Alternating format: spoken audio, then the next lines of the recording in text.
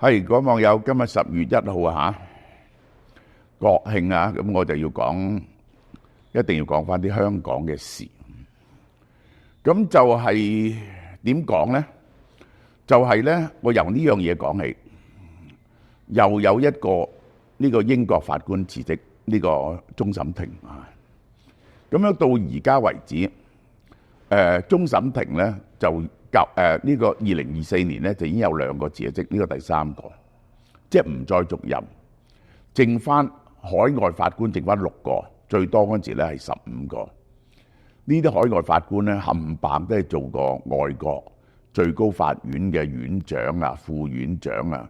呢而家辭職呢個咧就係攞個金洋紫荊勳章嘅。佢就係佢話係用個人理由嚇。佢冇話係因為政治理由，咁呢個就係87歲啦。即係呢啲非常任法官咧，我都話第一，佢覺得咧佢坐喺非常任法官嘅職位度，如果要審案嗰刻咧，佢都可以拗住一啲法治嘅觀點。如果你從善意嘅角度睇咧，就係咁；如果用另一個角度睇咧，就係喂，佢哋唔係好多錢。嚟香港審一次案咧係有幾十萬嘅嚇，仲有出晒所有嘅機票同埋酒店嘅，咁咧對佢哋嚟講，退休生活嚟講咧都係一個重要嘅收入。但 anyway， 而家最大嘅問題咧就係咧23條之後啊，就係佢哋好多人都頂唔蒲，因為國安法同23條之後咧有2樣嘢根本係難以接受啊。一樣咧就係唔係國安法官嘅人唔能夠審國安嘅案，即係呢啲外國非常任法官咧，一定唔係國安法官，牽涉國安嘅案咧，根本唔俾佢哋審。嗱，如果佢選擇法官嚟到審案咧，係完全破壞法治原則嘅。即係咧，我明知呢個法官最憎女人嘅。咁咧就係強姦案咧，我就揾佢哋審，咁啊自然個結果係偏頗嘅。你揀法官嚟到針對某類案，而且唔講點樣揀出嚟，又唔係抽籤，係由行政長官講出嚟咧，當然係破壞法治。第二咧，我前日先去睇咗呢個美國嘅憲法嚇，其中一點就係用陪審員審案，係喺個憲法入邊。即係我最後相信最難以控制嘅就係陪審團，最難以控制嘅陪審團。陪審團係最後係反映咗嗰件案嗰個喺個普通人眼中究竟係合唔合理呢個係。而香港呢啲案咧，全部冇陪審團，唔準用陪審團。好啦，引起我今日講呢段嘢，就因為吳靄儀寫咗一篇嘢叫《權撐住》。我最後一次見吳靄儀係喺2020年，佢係高我2班嘅，佢係高我2班政治題反女校。嗰陣時佢同我哋嗰個 head prefect 啊 David Ford 拍拖嘅，結咗婚後來離咗婚，科大衛啊。咁就係吳靄儀就讀咗個哲學博士喎，然後咧再去讀法律喎，呢個係都無論如何，吳靄儀呢個人咧，我都相當佩服嘅啊。固然係聰明絕頂啊，讀書好叻，而且係一個好有原則嘅揚眉女子啊。我最後一次見佢就2020年，唔係2019年抗爭嗰陣時。嗰陣時，所有民主黨、民主光環嘅人開咗一次大會啊，70-80人，就請咗我同劉細良演講嘅。我話再係咁發展落去咧，而家呢種趨勢發展落去咧，嗰啲後生仔好危險。我話咧應該要做嗰啲行為啊，即係話明我哋只會做到某個程度嘅啫。譬如話唔會打警察，你打我嗰時咧我就擋啊。亦都叫警察咧唔好做啲乜嘢嘢，列啲街拉出嚟，然後咧我哋就揾人去觀察邊個做咗啲乜嘢嘢，當時咧在場所有人都贊成，除咗吳靄儀。吳靄儀覺得咁係出賣咗啲，等於係批評啲後生仔起身離去。咁當然呢樣嘢結果當然係無疾而終啦，係做唔到啦。呢個係嚇，呢個只係我嘅某種願望。我再講個原理俾大家聽。個原理就係我呢個和平抗爭嘅道路嘅原理就係因為你嘅暴力可以升級，人哋又升級，升到某一點咧，你就冇得升級，因為咧你唔可以攞支槍出嚟噶嘛。呢個係結果，人哋咧就不停升級，結果咧你係中大鑊嘅，你係中大鑊嘅。如果論暴力咧，人民係冇辦法對抗政府嘅。咁嗰啲人又攞孫中山啊嗰啲出嚟講多餘啦。百幾年前嗰個暴力程度同埋對政府嘅控制程度，梗係完全唔同啦。呢個就係啊，政府嘅能力亦都完全唔同啦。呢個就係啊，好啦，咁我再講翻，吳靄儀寫咗嗰篇嘢喺《明報》叫《權撐住》，佢係講一個名有個權字嘅人，就係大家都知道佢講邊個啦。即係佢特登講得隱晦啲嘅，就係立場新聞嘅主編鍾沛權啊。佢話咧，佢講兩點嘅，佢係講呢個權。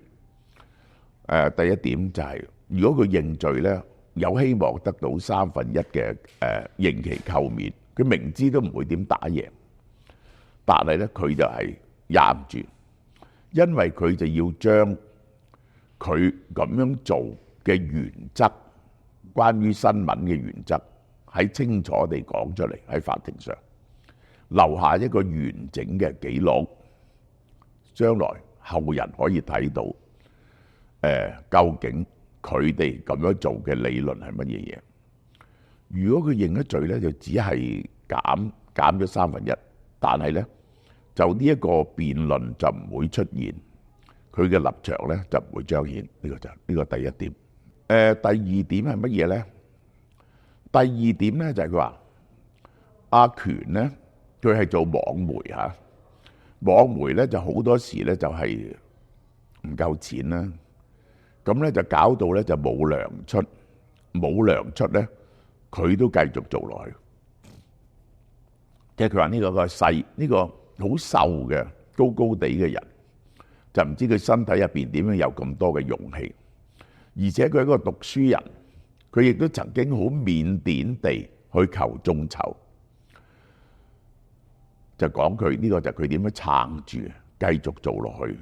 當立場新聞已經好危急嗰陣時，咁就係另外一點就係佢講，當時有啲前輩同佢講，你唔好再登某種新聞啦咁樣。咁阿權咧就話，如果新聞啊係經過篩選先至得，某啲新聞準講，某啲新聞唔準講，咁樣做新聞仲有咩原則咧？好啦，佢咁樣講咧，當然阿鄧炳強就鬧佢啦。炳強就話佢咁咧，但呢單嘢咧，明報都危險，俾呢個吳靄儀呢篇文章出嚟，係指桑罵槐、轉彎抹角去支持鍾沛權，而係話美化鍾沛權，講到咧佢好似個英雄咁。但吳靄儀係好小心地呢篇文章，我再三睇過，你真係好難告佢嘅。佢冇話鍾沛權嗰個係冤獄，佢只係講鍾沛權嘅立場出嚟啫。所以咧，會唔會用國安法對付呢個吳靄儀咧？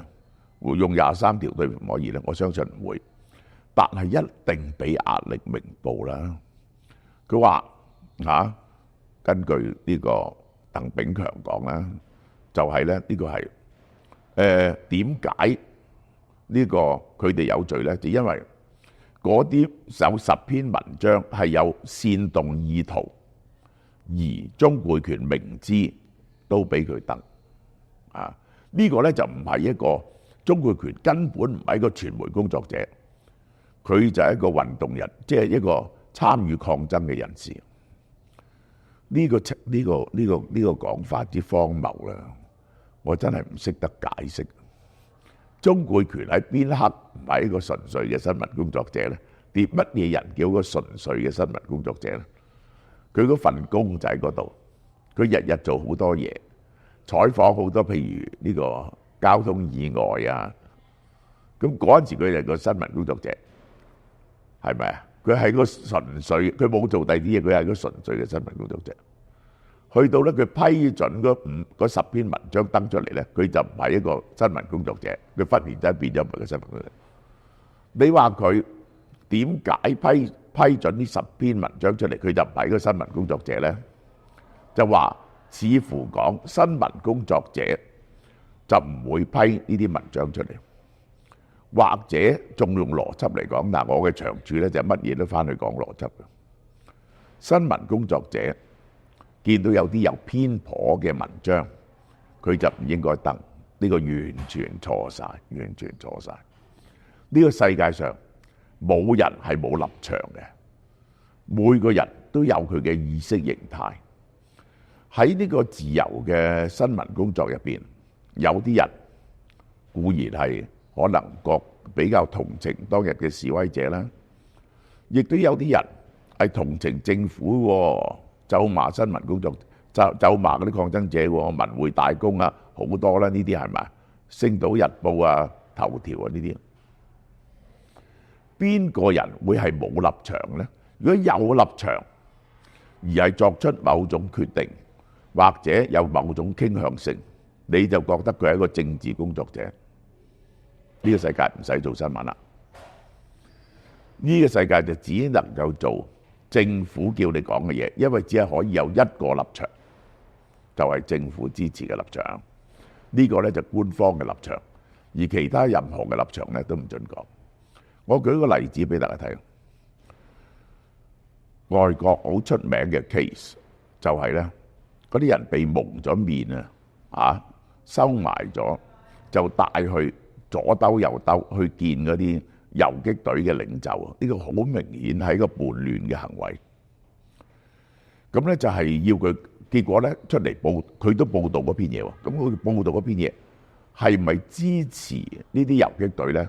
佢話：我唔係支持呢啲遊擊隊，我唔係支持啲遊擊隊。